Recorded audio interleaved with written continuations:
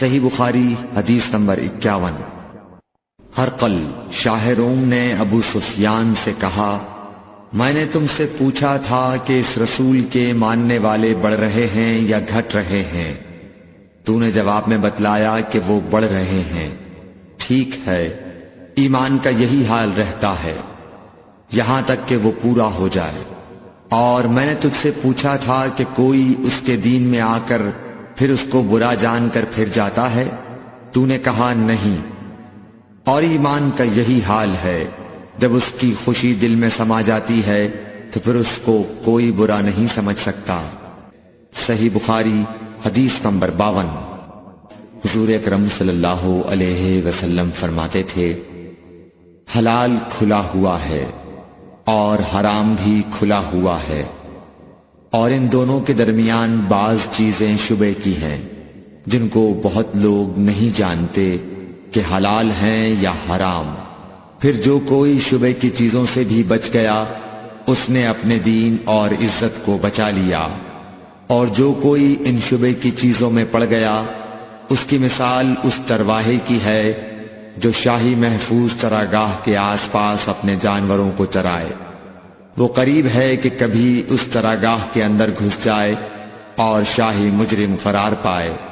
سن لو، ہر بادشاہ کی ایک چراگاہ ہوتی ہے، اللہ کی چراگاہ اس کی زمین پر حرام چیزیں ہیں، پس ان سے بچو۔ اور سن لو، بدن میں ایک گوشت کا ٹکڑا ہے، جب وہ درست ہوگا سارا بدن درست ہوگا، اور جہاں بگڑا سارا بدن بگڑ گیا۔ سن لو، وہ ٹکڑا آدمی کا دل ہے۔ صحیح بخاری حدیث نمبر 53۔ عبد القیس کا وفد جب حضرت صلی اللہ علیہ وسلم کے پاس آیا تو آپ نے پوچھا کہ یہ کون سی قوم کے لوگ ہیں یا یہ وفد کہاں کا ہے؟ انہوں نے کہا کہ ربیعہ خاندان کے لوگ ہیں۔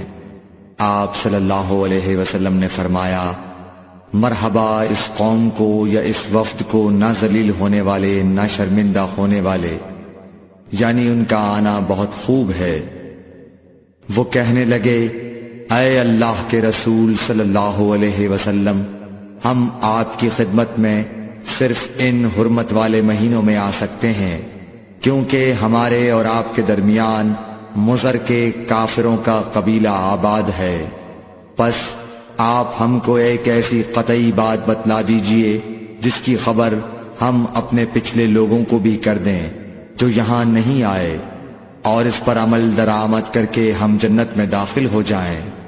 اور انہوں نے آپ سے اپنے برتنوں کے بارے میں بھی پوچھا۔ آپ صلی اللہ علیہ وسلم نے ان کو 4 باتوں کا حکم اور 4 قسم کے برتنوں کو استعمال میں لانے سے منع فرمایا۔ ان کو حکم دیا کہ ایک اکیلے خدا پر ایمان لاؤ۔ پھر آپ صلی اللہ علیہ وسلم نے پوچھا کہ جانتے ہو ایک اکیلے اللہ پر ایمان لانے کا مطلب کیا ہے؟ انہوں نے کہا کہ اللہ اور اس کے رسول ہی کو معلوم ہے۔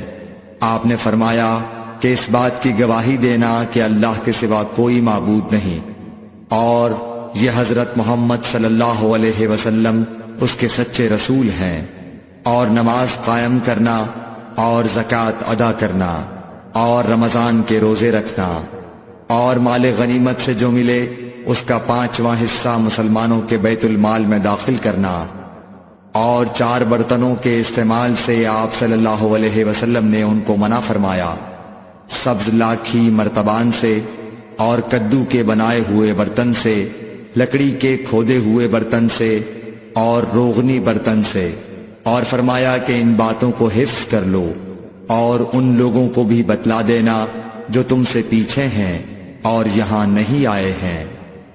صحیح بخاری حدیث نمبر 54۔ حضرت صلی اللہ علیہ وسلم نے فرمایا، عمل نیت ہی سے صحیح ہوتے ہیں یا نیت ہی کے مطابق ان کو بدلہ ملتا ہے، اور ہر آدمی کو وہی ملے گا جو نیت کرے گا۔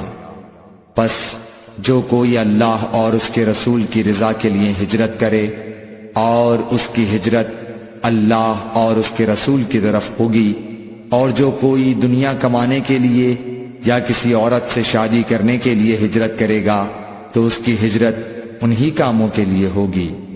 صحیح بخاری حدیث نمبر 55۔ حضرت صلی اللہ علیہ وسلم نے فرمایا، جب آدمی ثواب کی نیت سے اپنے اہل و عیال پر خرچ کرے پس وہ بھی اس کے لیے صدقہ ہے۔